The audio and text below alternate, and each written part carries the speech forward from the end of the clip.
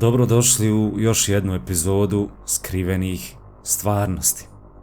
Vašeg možda omiljenog podcasta gdje razotkrivamo tajne našeg univerzuma, a i razne skrivene zavjere, jel? Inače ne bi bili skrivene stvarnosti. Danas ćemo pričati o jednom od najfascinantnijih i često pogrešno shvaćenih fenomena u svemiru, Van Alenovim pojasevima. Šta su oni, zašto su važni i kako su povezani sa čuvenim putovanjem na mjesec. Pored toga razmotrit ćemo i druge vrste radijacije u svemiru, a koje utječu na naše istraživanje ovog kosmosa. Pa ako ste spremni da zaronite zajedno sa mnom u ove misteriozne pojase, ajde da počnemo. Van Alenovi pojasi su oblasti intenzivne radijacije koje okružuju planetu Zemlju. Otkriveni su prilično nedavno, možemo reći 1958. godine, od strane američkog naučnika Jamesa Van Allena, koristeći podatke sa prvog američkog satelita Explorer 1.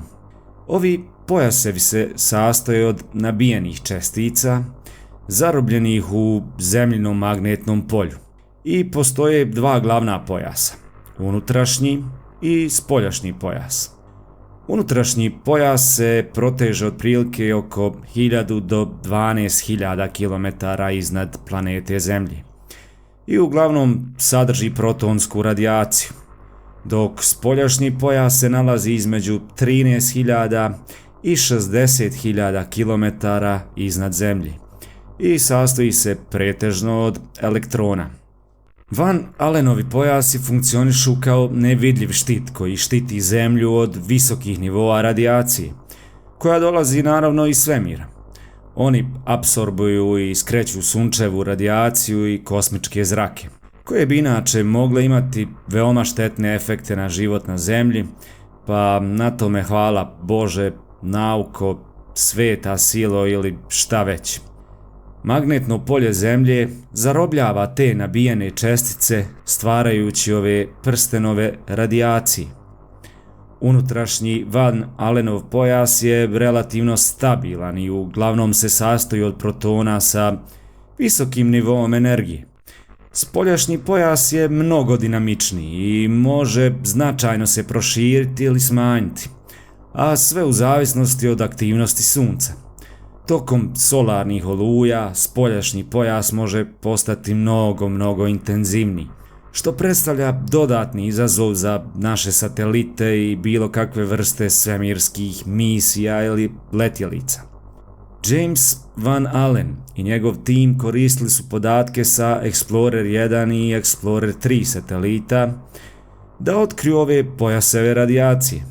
Otkriće je bilo revolucionarno, ali u pravom smislu te riječi, jer je pružilo novo razumijevanje o tome kako zemljino magnetno polje zaista funkcioniše i kako štiti planetu.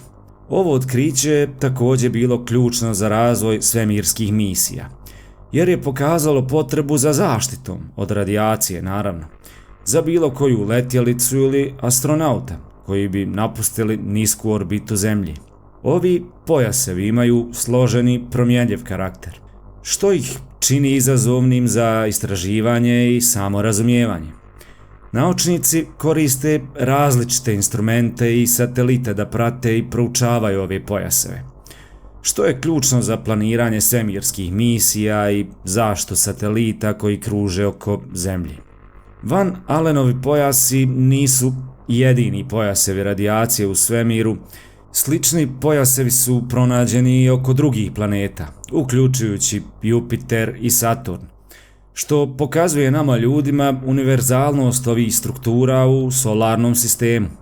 Razumijevanje Van Alenovih pojasa također pomaže naučnicima da bolje razumiju magnetosfere drugih planeta i njihov utjecaj na svemirske misije. A zašto su važni? Pa Van Alenovi pojasevi su ključni za zaštitu Zemlje od štetne radijacije. Bez njih, život na Zemlji bi bio izložen mnogo višim nivoima radijacije, što bi moglo imati ozbiljne posljedice po zdravlje i tehnologiju. možda čak i sam naš opstanak. Također, razumijevanje ovih pojaseva je ključno za planiranje svemirskih misija, jer radijacija može oštetiti našu opremu i ugroziti zdravlje astronauta. U narednom dijelu ove epizode istražit ćemo polako i misterija i teorije zavjere vezane za Van Allenove pojase, uključujući pitanja i o putovanju na mjesec i kako su to astronauti uspjeli da prođu kroz ove pojaseve, jer ne bi bili skrivene stvarnosti, a da se ne dotaknemo i teorija zavjere. Također ćemo razgovarati malo i o drugim vrstama radijacije u svemiru i kako se astronauti i tehnologija zapravo štite od ovakvih vrsta opasnosti. Van Allenovi pojasevi su oduvijek privlačili pažnju ne samo naučnika, već i ljubitelja teorije zavjere. Jedna od najpoznatijih teorija zavjere vezanih za ovakve vrste pojaseva odnosi se na pitanje kako su to astronauti misije Apollo uspjeli da prođu kroz ove pojaseve i slete na mjesec, a bez ikakvih posljedica od radijacije. Pa to i jeste onako malo logično pitanje. Teorija zavjere jasno govori: putovanje na mjesec nije moguće zbog Van Allenovih pojaseva. Skeptici često tvrde da je nivo radijacije unutar Van Allenovih pojaseva previše visok da bi astronauti mogli preživjeti putovanje. Oni vjeruju da bi izloženost radijaciji tokom prolaska kroz ove pojaseve izazvala ozbiljne zdravstvene probleme ili čak smrt, što vodi ka zaključku da slijetanje na mjesec nikada nije ni moglo da se desi i da je sve jedna velika varka Amerike i Hollywooda. Ajde, nazovimo Hollywooda. Iskreni da budemo, mnogo i poznatih i utjecajnih ljudi zna spomenuti da slijetanje na mjesec, barem ljudskom nogom, se uopšte nije ni dogodilo. Naučnici i inženjeri koji su radili na Apollo misijama pružili su detaljna objašnjenja koja demantuju ovakve vrste tvrdnji, naravno. Evo ključnih tačaka koji objašnjavaju kako su astronauti bezbjedno prošli kroz Van Allenove pojaseve radijacije. Kratak vremenski period prolaska je jedna od ključnih tačaka. Putanje misije Apollo su pažljivo planirane kako bi minimalizirale izloženost radijaciji. Astronauti su proveli relativno kratak vremenski period u najintenzivnijim dijelovima pojasa, što je značajno smanjilo ukupnu izloženost samoj radijaciji. Komandni moduli Apollo letjelica bili su dizajnirani sa zaštitom od radijacije. Aluminijumski omotači i dodatni slojevi materijala pružali su dovoljnu zaštitu da smanje nivo radijacije na neki prihvatljiv nivo, nazovimo. Tokom misija Apollo, astronauti su nosili dozimere koji su bilježili nivoje radijacije kojima su oni bili izloženi. Podaci sa ovih dozimetara pokazali su da nivoji radijacije unutar pojaseva su bili unutar sigurnih granica. Prije lansiranja Apollo misija izvršena su također i brojna testiranja i simulacije kako bi se procijenili rizici od same radijacije. Ovi testovi su uključivali i laboratorijske eksperimente i misije sa bespilotnim letjelicama koje su prolazile kroz Van Allenove pojaseve i nazad. Teoretičari zavjere često koriste i druge argumente kako bi osporili validnost slijetanja na mjesec. Neki od ovih argumenata uključuju fotografije i videozapise. Skeptici tvrde da su fotografije i videozapisi sa mjeseca jednostavno lažirani i snimljeni negdje u studiju na Zemlji. Oni ukazuju na neobične sjenke, na potpuno odsustvo zvijezda na nebu i druge detalje kao dokaze za one svoje tvrdnje. Zastava koja leprša je jedan od često citiranih dokaza, a to je ona zastava SAD-a koja izgleda kao da leprša na vjetru, što teoretičari zavjere tvrde da nije moguće u vakuumu svemira, što je sasvim logično. Pojednostavljeno na nivo djeteta, atmosfera ne postoji, vjetar ne postoji, pa kako se onda zastava vijori? Neki skeptici vjeruju da nedostatak značajnih zdravstvenih problema kod astronauta koji su učestvovali u misijama Apollo, ukazuje na to da oni nikada nisu prošli kroz Van Allenove pojaseve. Naučna zajednica je detaljno analizirala da bi demantovala ove sve tvrdnje. Analize stručnjaka za fotografiju i videotehnologiju pokazale su da su snimci sa mjeseca autentični. Fenomeni kao što su neobične sjenke, koje se mogu objasniti jedinstvenim osvjetljenjem na mjesecu, a odsustvo samih zvijezda je rezultat kao podešavanja ekspozicije kameri. Zastava koja leprša koju smo spomenuli nije zapravo lepršala, nego metalna šipka postavljena horizontalno držala je zastavu rašireno, a pokreti astronauta tokom postavljanja izazvali su vibracije koje su učinile da izgleda kao da zastava leprša. I u šta sada mi tu da vjerujemo? Znamo mi svi kako lijepo i uvjerljivo lažu vlade skoro svih država. Poenta u tom trenutku je bila da se dobije hladni rat. Bilo to iz svemira ili hollywoodskog studija, to je bilo totalno nebitno za Ameriku. Samo mora biti vjerodostojno, mora biti uvjerljivo. I to je to. Dugoročne studije zdravlja astronauta koji su učestvovali u misijama Apollo pokazale su da nisu oni pretrpjeli ozbiljne posljedice od radijacije.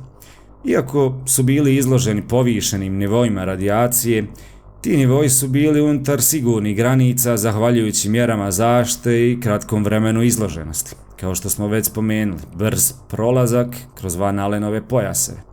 Svemir je prožet raznim oblicima radijacije koji predstavljaju izazov za svemirska istraživanja i samo zdravlje astronauta.